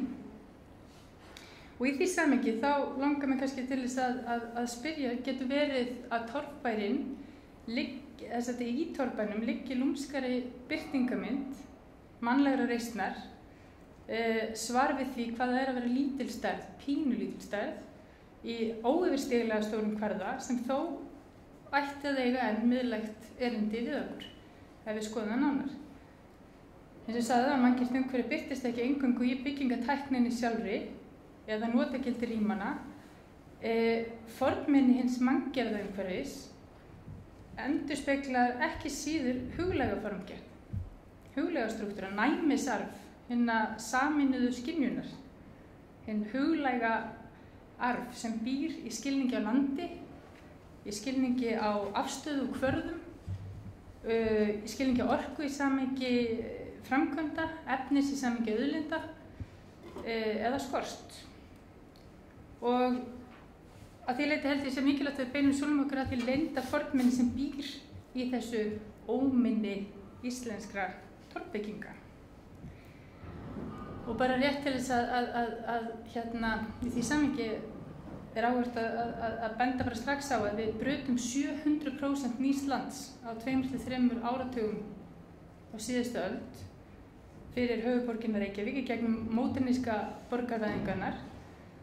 Og hér var á ferðinni lærðir arkitektar og verkfræðingar sem höfðu numið hugmyndir módernismans og funkisins gott og öruggt líf. En þetta fólk tók við kefluna af kynslóðinu undan sem var kannski svona hinn dreymandi vistabundna kynslóð, og af henni tókst nokkrum örfáum forfrömuðum að sigla út og dvelja í 1, 2, 3 ár, nógu lengi til þess að bera kennsl á hugmyndafræði erlendis sem þá gjarnan var orðin útvötnuð og banal í því samhengi sem hún spratt úr í heimalandinu. En þetta færðu kannski okkar forfrumungar heim, og að mörguleyti held ég sé mikilvægt að við horfumst í augu við að margar þessari hugmynda, forfrumungana, eru svo grunnur sem enn heldur okkur í gíslingu í samhengi arkitektúrs og borgarfræði í dag og skipulags. Eins og til dæmis hugmyndin hringbrautina sem er að mörguleyti hugmynd stórvelda miðflótta eða miðsóknar af hernaðarvéla og endar svo í nútímanum sem einhvers konar prómenaði eða flæðafl fyrir umhverfið. Það kemur víða úr stórborgum Evrópu. Þessar þessi gömlu svona hringbrautar hugmyndir þjónar svo sem umferð ágætlega þar sem það á við, en það ekki endilega, sem París til dæmis, en það sama gildir ekkert endilega útkjálka illbyggjanlegrar eldfjallaeyjar og þar sem að hringurinn liggur á nesi og teikna sig hálfu leit út í höfn. Og samt sem áður verður hugmyndin hringbraut ekki bara grunnur af því hvernig við byggjum Reykjavík upp, heldur líka hvernig við byggjum að einhverju leyti okkar svona hugmyndafræðilegu afstöðu sem nýtt þjóðveldi. Nú Reykjavík bara því miður miklu líkari Rotterdam en París og byggir sína lógíku flæði aðfanga inn nes og síðan þaðan áfram út frá nesunin í land, en eins og ég segi, það virkaði, þegar maður lítur á þetta tilbaka, þá þarna ákveðin svona, hugmyndafræðileg misstaða. En eins og áður segi þá átti næsta kynslóð stórhuga, við erum ný þjóð, engin eftirbátur, samtíðarfólks okkar, internationalismin tekur undir það, hér það einstaklingurinn sem á rétt og við mælum það upp og samkvæmt nákvæmustu tækni, færum til bókar, búum til röksemlegar skýringar, við skipuleggjum, við deilum, við tryggjum, við byggjum upp mannlegt öryggi, mannlega samninga á landinu, landið.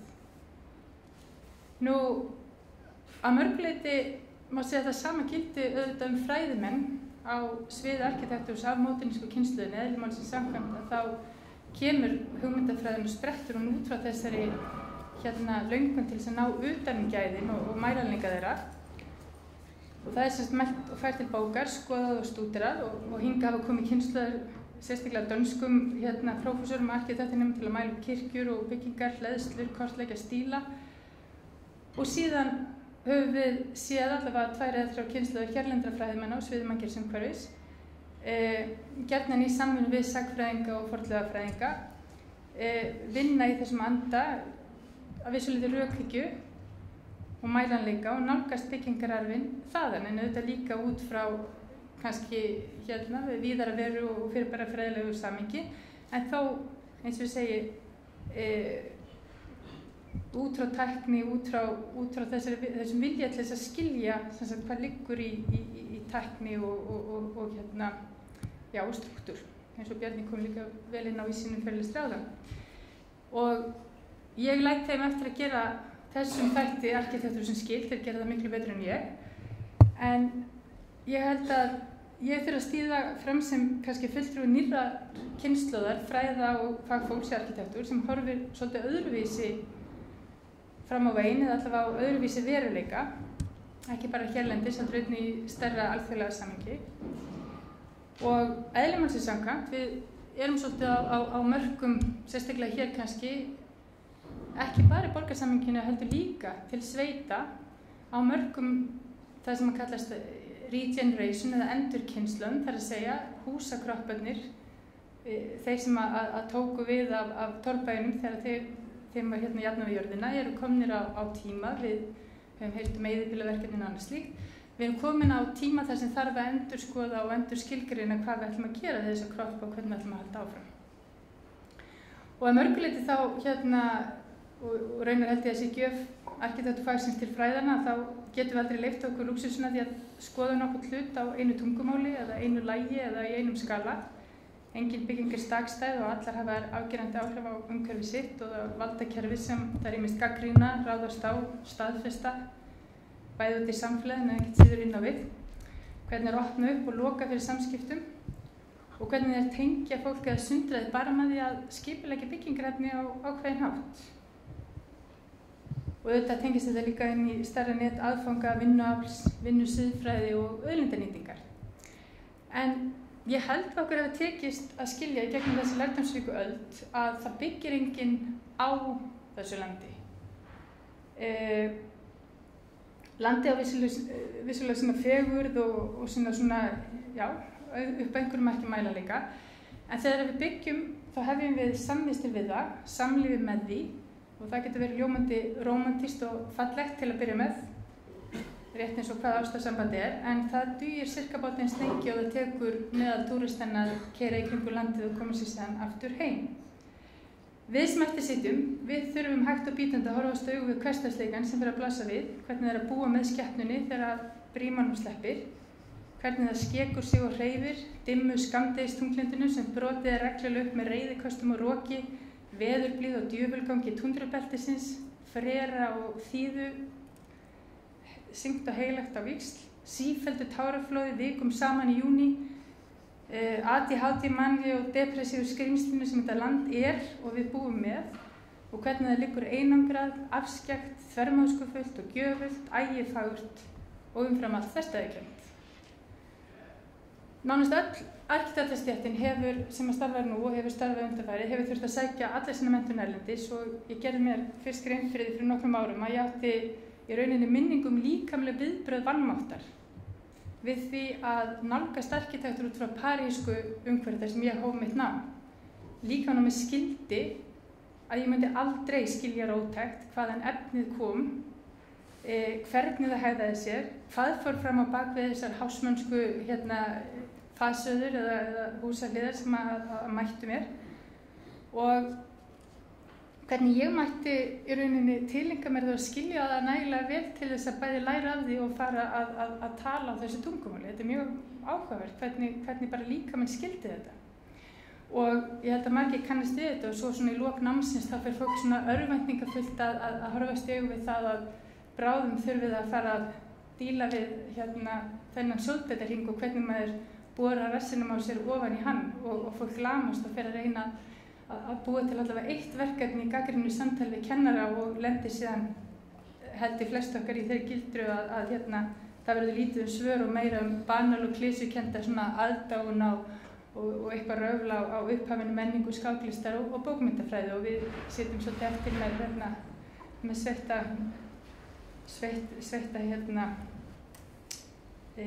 lófana og þurfum bara að finna út á þessu sjálf og það sama á við þegar við ferðumst með túrista landið að einhvern veginn skilur kroppurinn að þessi byggðasöfn, þessar kirkjur með sínu þurra torfi að þetta er einhvers konar vængstíðir óminnishagrar í búningi sem að við allavega mín kynslóð á kannski álíka lítið samband við og túristarnir sem við þekkjum þrátt fyrir að þetta sé ekki lengra í tíma og rými frá okkur.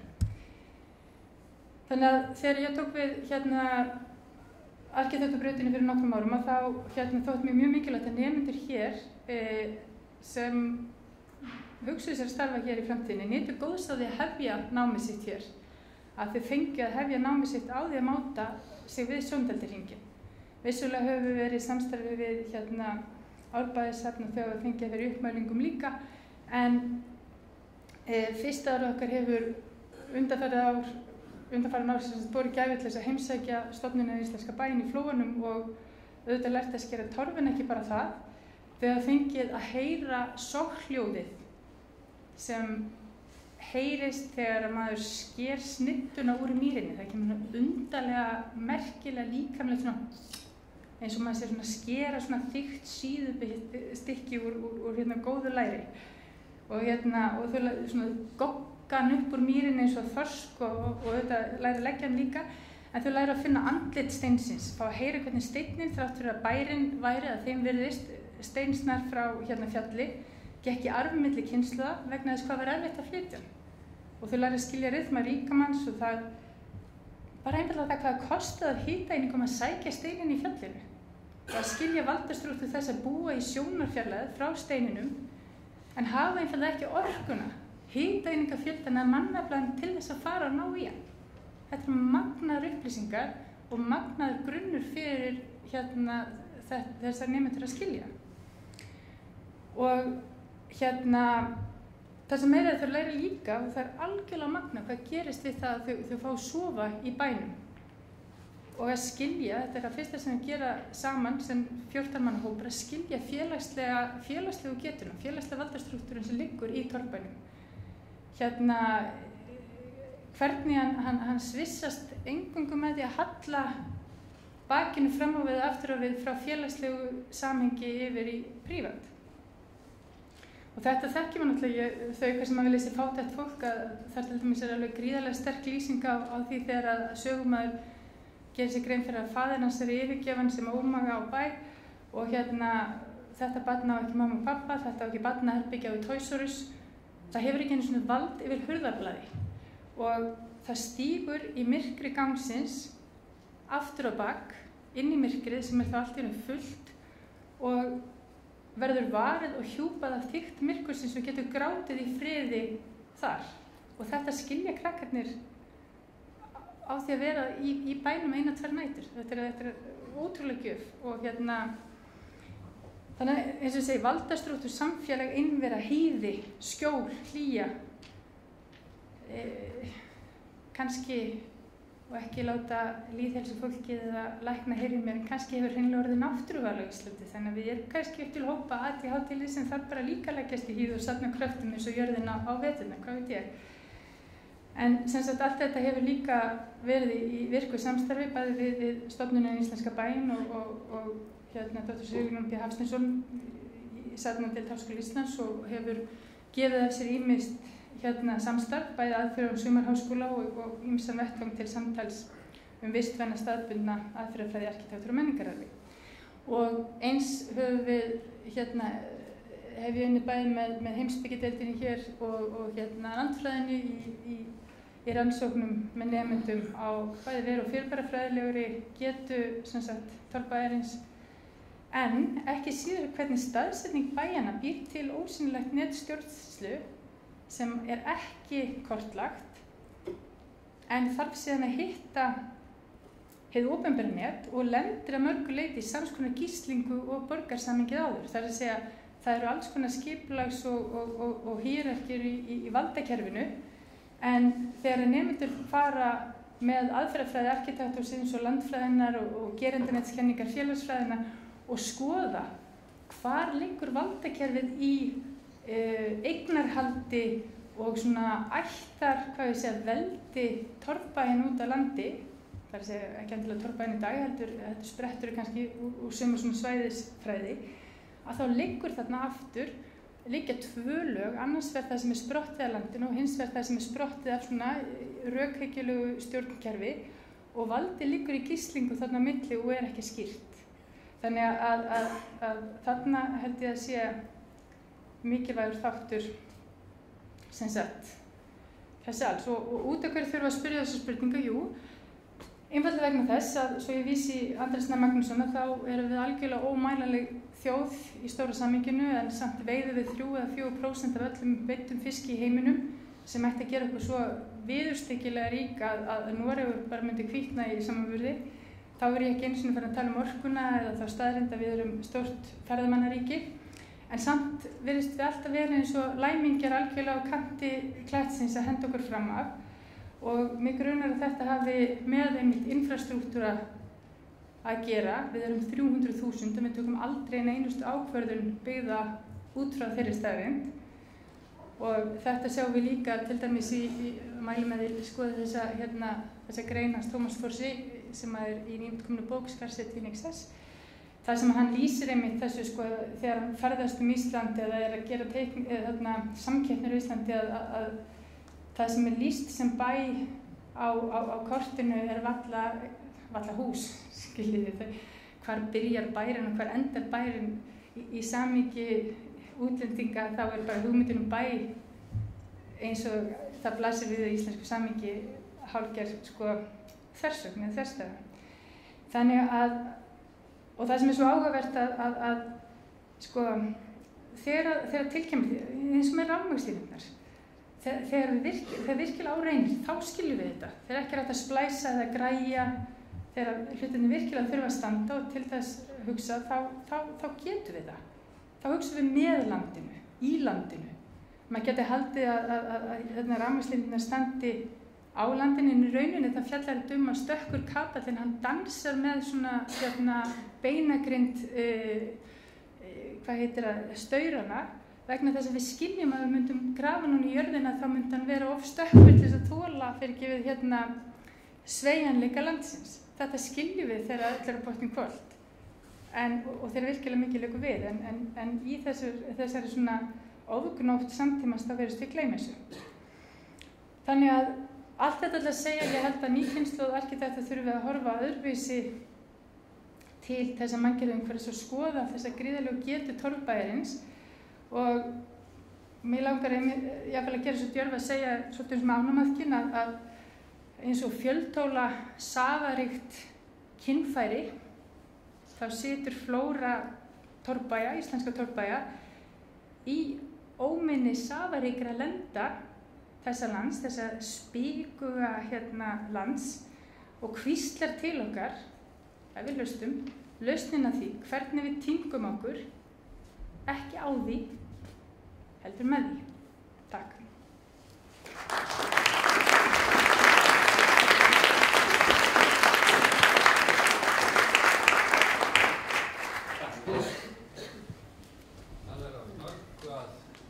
Taka eftir þetta erindi, en við erum komin þegar næstum við hálftíma fram yfir tíma, þannig að það er spurning hvort við geymum spurningar þetta alveg eftir.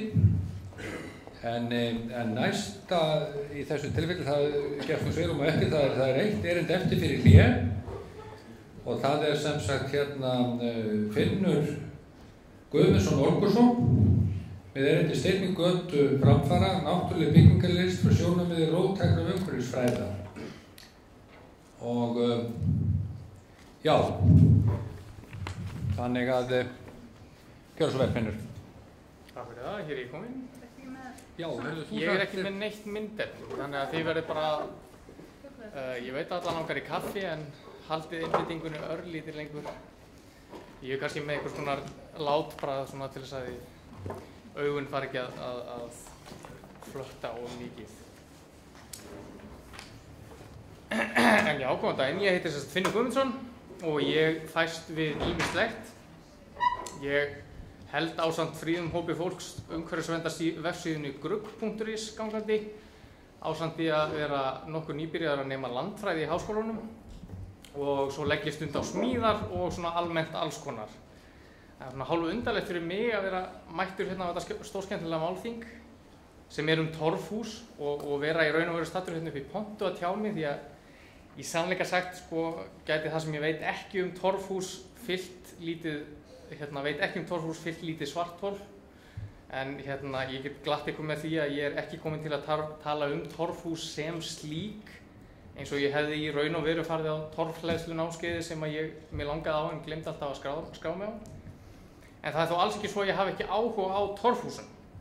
Þvert á móti mér finnst torfhús og í raun flest náttúruleg og hefðbundin byggingarlist mjög heillandi og ekki bara af einhverjum fagurfræðilegum ástæðum eða fræðilegum, heldur af því hvað hann getur sagt okkur í hvað sambandi fólk stóð við híbýli sín fyrr á tíðum og að hversu miklu leyti það er frábrugðið og að þá að hvaða leyti það er frábrugðið því sambandi sem við eigum í dag. Og af hverju finnst mér það áhugavert? Ég lærði húsgagnasmíði hérna fyrir nokkrum árum og útskrifaðist en hef ennþá ekki tekið sveinspróf vegna þess að til þess að mega það þá þarf maður að hafa unni við fagið í 1,5 ár og eftir útskrift þá fékk ég eiginlega hvergi vinnu á húsgagnaverkstæði. Það var ekki vegna þess að ég reyndi ekki, heldur var bara voða litla vinna að hafa. En þau verkstæði sem ég heimsótti gáfu líka heldur ekkert sérstaklega áhugaverða mynda af starfinu. Yfirleitt sýndist manni nemarnir ekki fá mikið að gera annað en að líma og sópa í nokkra mánuði og þá síðan mögulega að fá að taka þátt í að setja saman einhverja misljótar innréttingar fyrir kúnna sem voru nú efnaðir til þess að þurfa ekki að versla í IKEA. Á örfáum stöðum var hægt að sjá 1 eða 2 gamlingjum bregða fyrir inn í kompu þar sem rennibekkurinn var ennþá geymdur og þeir gátu nundað sér við alvöru húsgagnasmíði, húsgagnaviðgerðir eða smíða sér heyrnartæki úr terki eða eitthvað líka. En mér tókst þó stuttu síðar að komast í vinnu hjá smiði að mínu skapi og við djöggluðum svona skemmtilegum verkefnum í einhverju hlutfalli við verkefni sem borguðu smávegis í aðra hönd, sum húsgagnatengd en langflest við viðhald á eldri húsum í miðbænum og vesturbænum og þá fékk ég tölverðan áhuga á húsasmíði og eldri aðferðum við að byggja hús. En þegar kom tími til þess að ákveða mig hvort mér langaði til þess að svelta í hel eða finna mér betur borgaða vinnu, þá komst ég að því að það er í mér einhver svona tregi með þetta allt saman og ég verð bara viðurkenna að ég finn bara einhvern veginn í hjartanu enga veginn hvorki löngunina til að vinna við að líma saman svarthvíta borðplötu fyrir Jón Ásgeir né við að slá upp steypumótum í 6 gráðu frosti og það var svona takmarkað framboð af öðrum verkefnum þarna inn á milli. En ekki bara af því að ég er aumingi, sem ég er vissulega, heldur á ég líka hreinlega bara í vandræðum með að réttlæta fyrir mér að vinna við flest smíðaverkefni dagsins í dag vegna þess hvað þau eru bæði óboðslega óumhverfisvæn og orkusóandi. Og þetta er svo sem ekkert óupplýst skoðun mín. Sementsframleiðsla er til að mynda þekktur kolefnislosari. Framleiðsla á sementskjallinu sem er uppistöðu efnið í sementi fer basically þannig fram að kolefni er losa frá kalki sem verður síðan eftir á meðan kolefni gufar upp og þetta náttúrulega felur í sér gríðarlegan útblástur og framleiðsla á sementskjalli er oft nefnd sem sérflokkur þegar horft er til útblásturs gróðurhúsalofttegunda og þá sérstaklega kolefnis á heimsvísu. Og árið 2005 var til dæmis það bil 2,5% af öllum útblæstri á koltvísýringi í heiminum af völdum framleiðslu sements. En bygging híbýla er kannski jafnvel minni partur af vandamálinu en sjálf notkunin á húsnæðinu. Og vissulega erum við heppin hér á landi, bæði hvað varðar rafmagnsframleiðslu og upphitun, en víðast hvar treystir fólk að mestu að öllu leyti á jarðefnaeldsneyti, það er að segja olíu, kol og gas, til að sjá sér fyrir hita og rafmagni, með auðvitað tilheyrandi útblæstri og náttúruspjöllum þeim tengdum. Auðvitað eru rafmagnslínur, virkjanir og spennuvirki ekkert laus við að orka tvímælis hér á Íslandi heldur og ég held að ætti í rauninni að vera þumalputta regla fyrir sérhverja siðmenningu að fara sparlega með orku.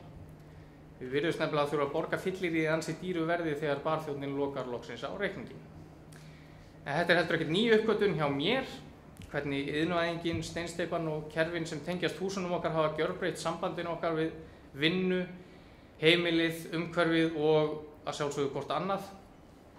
Og þess vegna rímaði mjög vel við svona tilfinningar mínar á sínum tíma þegar fólk sem ég þekki viðræði við mig þá hugmyndir að byggja sér sjálfbært hús svona innan gæsalappa út á landi. Miklir hippar þetta fólk, að sjálfsögðu. En þau byggðu áallir sínar á hugmyndum Michael Reynolds nokkur sem er bandarískur arkitekt sem hefur í nokkra áratugi núna gert tilraunir með híbýli sem vinna með umhverfinu. Og það var kannski einhverjir síðan bregða fyrir í heimildamynd sem heitir Garbage Warrior og snýst sem sagt baráttu hans gegn stjórnkerfinu í Bandaríkjunum að fá að byggja þessu hús sem brjóta auðvitað alla staðala. En húsin sem hann hannar eiga sérst að hafa það markmið að gera íbúum þeirra kleift að vera sjálfbærum orku, vatn, hita og að miklu leyti mat með einhvers konar innbyggðum gróðurhúsum. Allt með því að gera hönnunina þannig úr garði að öll umhverfisorka nýtist sem best og leið eiga húsin að vera búin til úr umhverfisvænum efnum eins og til dæmis náttúruleir og endurunnu efni á borð við glerflöskur og hjólbarða sem getur nú kannski orkað tvímælis hvort það er mjög heilsusamlegt sem byggingarefni. En þegar ég heyrði af þessu og þessari hugmynd þá varð ég gjörsamlega frá mér af áhuga í allavega mánuð sem er mjög langur tími fyrir mig að vera áhugasamur hvað sem er. Hins vegar fóru svona bráðlega að renna á mig 2 grímur þegar ég fór að gera samanburð á umhverfisþáttum Íslands og Nýju Mexíkó þar sem Reynolds byggði húsin sín. En þessi 2 staðir eru víst ekkert sérstaklega líkir. Ég leitaði á netinu af fólki sem hafði gert tilraunir með hönnun Reynolds í Evrópu og Skandinavíu og jú, mikið rétt, fólk hafði átt í mjög miklum erfiðleikum með að láta hönnunina virka sem skyldi. Svo dæmi sem tekið þá treystir Reynolds mjög mikið á að sólin hiti upp húsin sem drekka í sig hitan vegna þess hversu massamiklir veggirnir eru, leirveggirnir og þannig sem sagt tempri húsið sjálft sig í rauninni á þeim stundu sem að sólarina nýtur ekki við og hitin losast rólega úr veggjunum. En eins og flestir vita þá eru sólarstundir töluvert mismargar eftir því hvort að maður er staddur í Nýju Mexíkó eða á Raufarhöfn til dæmis. Reyndar sagðist Reynolds aðalega hafa lent í vandræðum með hversu heit húsin urðu yfir daginn og ég einhvern veginn held að það yrði ekki stórt vandamál hér á. En mér langaði að kynna mig málin aðeins betur þrátt fyrir alla þessa galla og áður en ég lokaði algjörlega á þennan möguleika sem að félagar mínir höfðu opnað fyrir mér. Og í rauninni fattaði ég alveg að þessi hugsun væri alveg rétt að húsin okkar ættu miklu frekar að vinna með okkur heldur en að við værum neitt til þess að vinna fyrir húsin okkar. eyða löngum stundum fyrir framann færibandið í áburðarverksmiðjunni til þess að hafa efni á að kynda húsið sem maður eyði síðan minni hluta vökustunda sinna hvort þið í, af því maður alltaf í vinnunni. Það eitthvað algjörlega út í hött við þetta, allavega á flestum heimilum. Ég ákvað að skrifa grein þetta á vefsíðun okkar, grugg.is, og setti mig í samband við fólk í Hollandi sem hafði stofnað félag í kringum tilraunir sínar á þessum húsum og þá í norðanverðri Evrópu, og endaði á að taka viðtal við félagana, Markus Levitsky, sem frá Svíþjóð. Og hann greindi mig frá því, sem lágu þetta í augum uppi, að það væri í raun fáránlegt að búast við að sömu aðferðir gætu virkað í Nýju Mexíkó og Norður Evrópu, og þess vegna hefðu langflest fjarlægst stranga aðferðafræði Reynolds, en langt í frá gefist upp á hugmyndafræðinni að baki. En hins vegar greinda mig frá því að þau væru farin að leita mun frekar í náttúrulega og hefðbundna byggingarlist hvers svæðis fyrir sig og í það efni sem innan seilingar. Og þau erindi sem hafa kannski farið hérna á undan endurspegla svolítið hversu stóran hring ég þurfti að fara til þess að fá áhuga á náttúrulegri og hefðbundinni byggingarlist hér á landi, allavega til Nýju Mexíkó og aftur tilbaka. En hvers konar arfi höfum við að byggja á ef okkur dytti í huga reyna að reisa orkusparneitið hús úr efnum sem umhverfisvæn og innan seilingar okkar? Hverju öðru en torfhúsinu? Og nú ég, eins og hefur komið fram, ekki jafn mikill sérfræðingur í torfhúsum og ég myndi gjarna vilja, en ég gerir mér hins vegar fullkomlega grein fyrir takmarkunum slíkara húsa, sérstaklega fyrir lífstíl dagsins í dag. Þau voru gjarna köld, þau þurftu mikils viðhalds og það var erfitt að eiga við hluti eins og raka. En hins vegar, og þetta það sem mér finnst mjög áhugavert við það tímabil sem við lifum á, hins vegar stöndum við í rauninni á ákveðnum tímamótum núna, hvað varðar það hvernig við ætlum að lifa lífinu í framtíðinni. Við erum búin að fara fram úr okkur í orkunotkun og alls konar umhverfisvandamál eftir að gera okkur lífið leitt á næstu árhundruðum. Þar má telja jarðvegseyðingu, skógareyðingu, loftslagsvandamál og svo framvegis. En á sama tíma stöndum við líka á ákveðnum hápunkti í tækni sem gerir okkur kleift að taka á alls konar vandamálum sem fólk fyrir 100 árum hefði aldrei getað. Og það mín skoðun að við eigum að nota þessa yfirsýn sem við höfum núna, standandi á þessum hápunkti, til þess að leiða okkur á sem bestan hátt inn í orkusparari framtíð og þannig til dæmis blanda saman þeirri tækni sem við höfum núna við hefðbundna menningu á borð við byggingarlist eða landnýtingu og fá út eitthvað betra en við höfum núna og við höfum haft í fortíðinni. Og þannig líður mér svolítið með torfhúsið. Ég man þegar ég fór fyrst að ræða við fólk umhverfismál og andstöðu mína við þessar svokölluðu framfarir hins siðmenntaða heims sem byggjast nánast allar á afráni á takmarkuðum náttúruauðlindum. Þá var viðkvæðið fólks gjarnan á þá leið að maður vildi bara fara aftur í torfkofana. Og ég auðvitað harðneitaði því, sjálfsögðu ekki. Við umhverfisverndarsinnir erum ekki brjálæðingar. Og svo hafa árin liðið og ég alvarlega íhuga hvort við ættum að fara aftur í torfkofana. En það auðvitað ekki raunsætt að ætla að yfirgefa þann lífstíl sem við höfum komið okkur upp í einu vetfangi og skipta út orkusjúandi steypuhúsunum okkar fyrir torfhús eða hálmhús. En það kannski ekkert endilega hugmyndin heldur. Eins og ég sé þetta fyrir mér og eins og ég held að sé byrjað að gerast, til dæmis af erindi Hildigunar að dæma, þá byggjum við á þeim arfi sem við höfum og sækjum í hann til þess að geta betur bætt þau híbýli sem við höfum nú þegar. Og ég sá daginn til dæmis að einhver deild innan háskólans að gera eða var að gera mjög áhugaverðar tilraunir með mismunandi tegundir torfþaka eða grænnaþaka og hvort það væri hægt að viðhalda þeim á þökum í borginu og hver væri ávinningurinn af slíkum þökum. Það auðvitað alveg brilljant hugmynd. Og við erum nú þegar að sólunda til dæmis dýrmætu grunnvatni með því að pumpa því upp úr jörðinu og flytja það í leiðslum allt land á meðan það vatn sem árlega skolast beint af bárujárns eða steypu þökunum og götunum og gangstéttunum og malbygginu alla leið út í sjó gæti auðvitað nýst til ræktunar inn í borginni eða sem neysluvatn ef við finnum almennilegar aðferðir til þess að hreinsa og nota slíkt regnvatn til dæmis. Önnur hugmynd, hvernig væri að auka hlut hlaðinna steingrunna frekar en stiftragrunna, ég veit ekki. Hvað með byggingaformið á torfbæjunum, einhver kosti við það sem við getum nýtt okkur? Ég held allavega að það sé, möguleikarnir séu endalausir og þetta sé ný hugsun sem sé svolítið að koma fram. Og meðan við á Íslandi auðvitað búum svo vel að geta fengið rafmagn og hita á nokkuð umhverfisvænan hátt, þá ennþá ríkari ástæði fyrir fólk annars staðar að byrja að sækja í menningararfinn, í leita á lausnum á því hvernig hægt sé að verða svona off-grid eða utan þessara kerfa sem að keyra á jarðefnaeldsneyti að stærstum parti. En kannski getur þá einhver mógullin farið með torfhúsið í útrás. Takk fyrir mig, þetta svona smá pælingar sem að ég á.